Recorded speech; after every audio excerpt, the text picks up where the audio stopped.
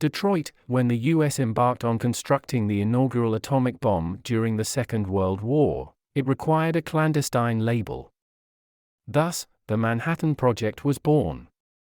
This colossal initiative united the globe's premier scientists, and the US's leading military strategists to forge the debated atomic bomb.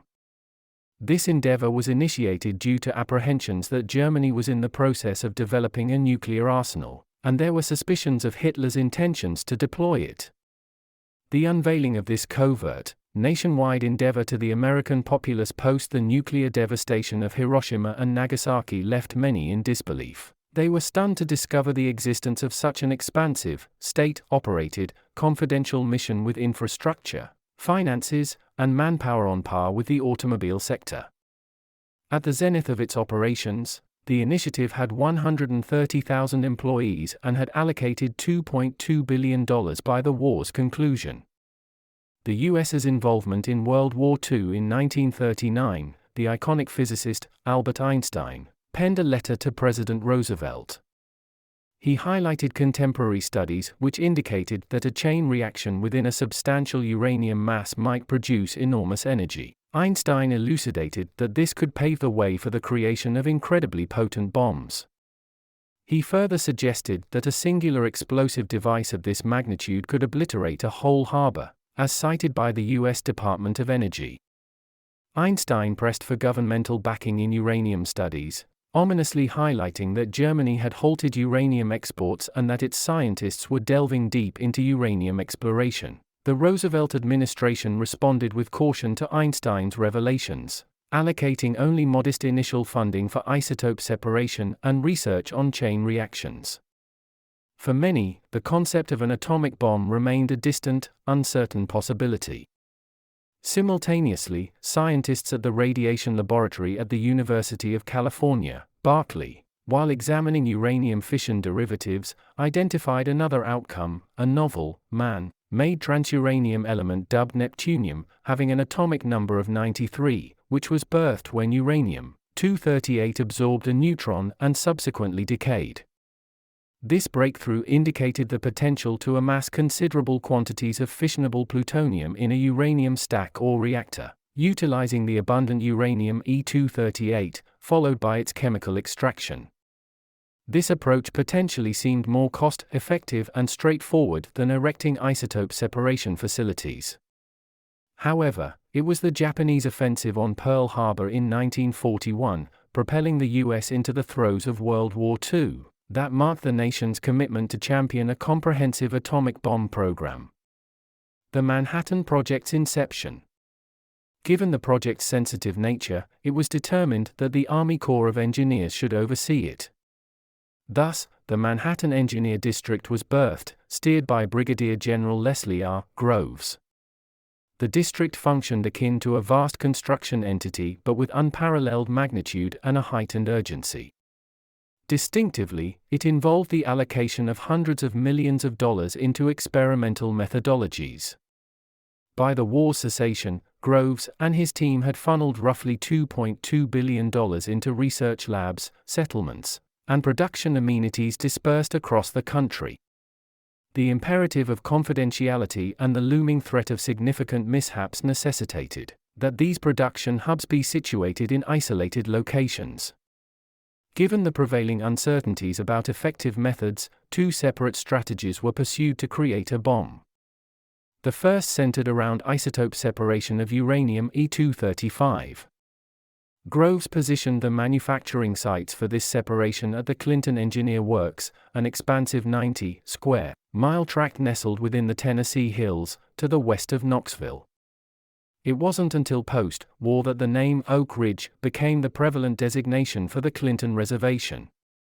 Groves initiated two approaches for production: one, gaseous diffusion, which operated on the belief that molecules from the lighter isotope, uranium-235, would more easily traverse through a permeable barrier, and two, electromagnetic, anchored in the idea that charged particles from the lighter isotope would experience greater deflection while navigating through a magnetic field.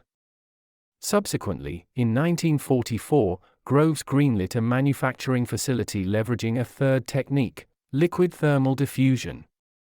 Here, the lighter isotope would accumulate close to a heat source running through a tall column's core. Over a duration, convection elevated the lighter isotope to the column's summit. The alternative route to devise the bomb emphasized the generation of copious quantities of fissionable plutonium within a uranium pile. On December 2, 1942, beneath the western bleachers of Stagg Field at the University of Chicago, a team led by Italian-born physicist Enrico Fermi managed to initiate the first ever self-sustaining chain reaction within a structure of graphite and uranium. Groves initiated a preliminary pile and a facility for plutonium separation at Clinton's X-10 sector. However, constraints related to space and power generation deterred the development of full-sized production establishments there. As a substitute, Groves selected a location close to Hanford, Washington, alongside the Columbia River, prized for its seclusion, extended building season, and connection to hydroelectric energy. The Hanford Engineer Works became home to 3 water-cooled reactors, labeled B, D, and F, and their respective separation facilities. Plutonium production research, including the reactor's design, predominantly transpired at the Metallurgical Laboratory, Met Lab, in Chicago. The blueprint and creation of the initial atomic explosives were allocated to the newly inaugurated Los Alamos Scientific Laboratory, stationed atop an isolated mesa in northern New Mexico.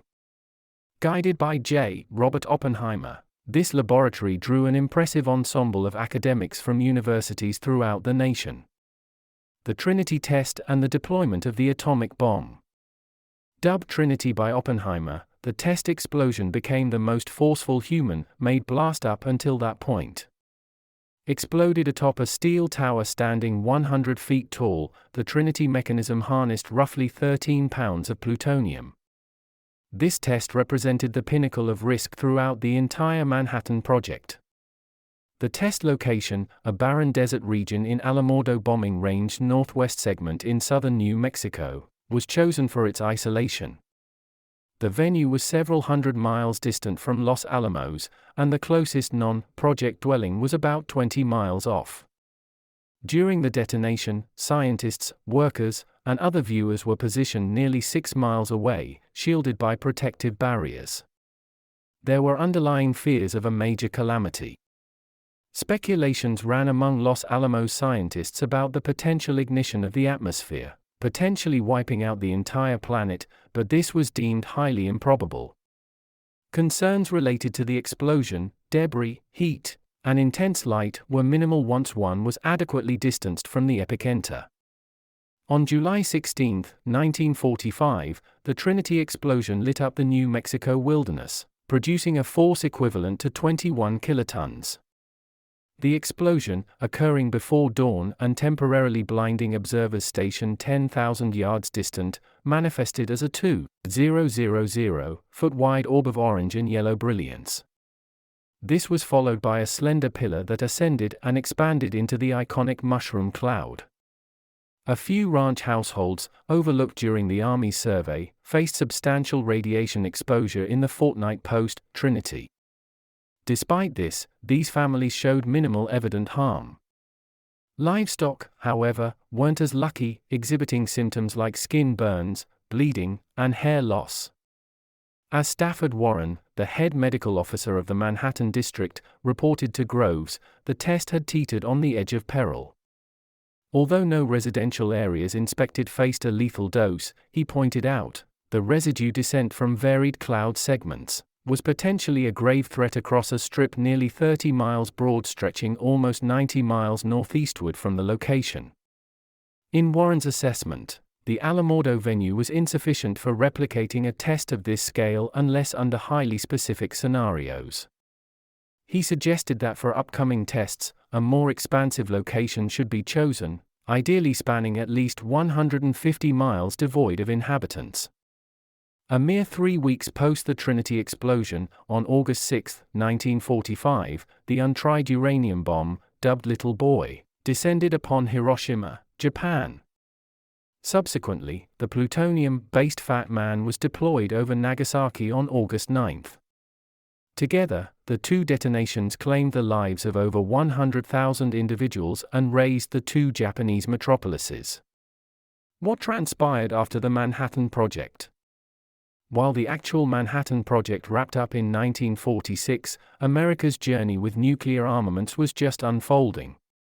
Post-war, the Atomic Energy Commission was established by the U.S., aimed at channeling the advancements from the Manhattan Project into various sectors. By 1964, President Lyndon B. Johnson terminated the U.S. government's exclusive control over nuclear power, ushering in an era of private possession of nuclear materials. The Manhattan Project's ties to Detroit. Detroit has several significant links to the Manhattan Project, with Chrysler playing a pivotal role.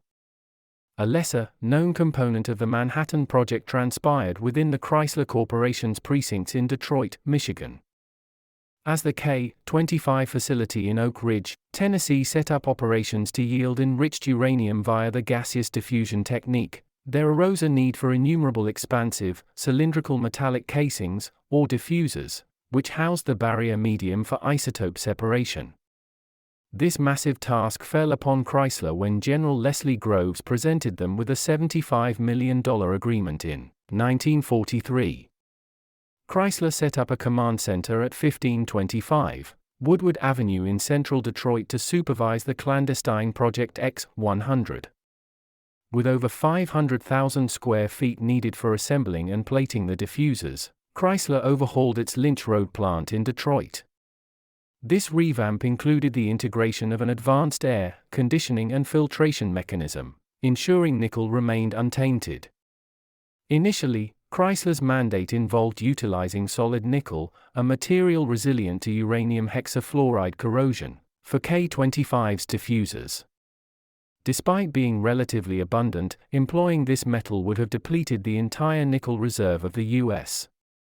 As General Kenneth Nichols, the Manhattan Engineer District's district engineer, remarked, the project would have faced termination if reliant solely on solid nickel.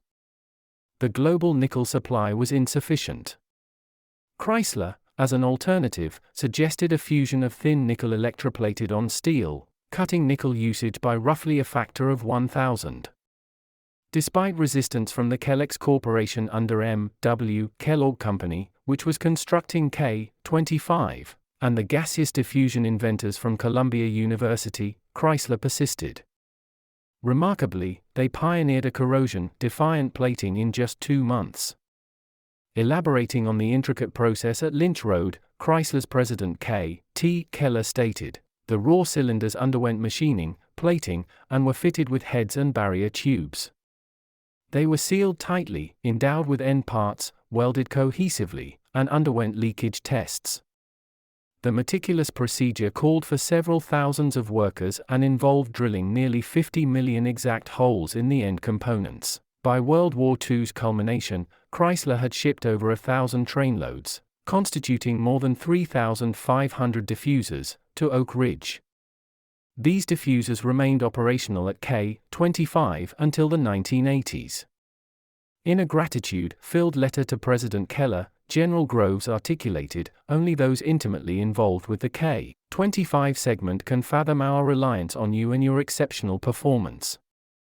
Those in the know will eternally remember the significance of your contribution and the proficiency with which it was executed. Uranium Tales and the Detroit River.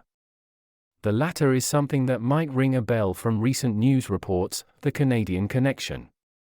Canada's role in the Manhattan Project was pivotal, particularly in the initial phases of research and experimentation. Another pivotal contribution from Canada was the rich deposits of raw uranium sourced from its Northwest Territories, which was vital for attaining the bomb's critical mass. Revere Copper, stationed by the Detroit River, near the iconic Fort Wayne, functioned as a subcontractor for the Manhattan Project. Their primary task? Crafting uranium rods instrumental in bomb experiments. The facility shut its doors in 1984, and by 1989, the structure was demolished. Subsequently, Detroit Bulk Storage took a lease on the site. Fast forward to November 2019, and a part of the property's riverbank crumbled into the Detroit River. Traces of stored uranium and thorium were detected in the ground there. The Wall Street Journal categorized the Revere Copper location among America's overlooked nuclear waste zones. This categorization stems from a 2011 research by the U.S. National Institute for Occupational Safety and Health, which deduced that there's a considerable likelihood for lingering radiation. The environmental alarm bells haven't stopped ringing, with both the EPA and Michigan state officials diligently working on the cleanup and ongoing surveillance of potential repercussions.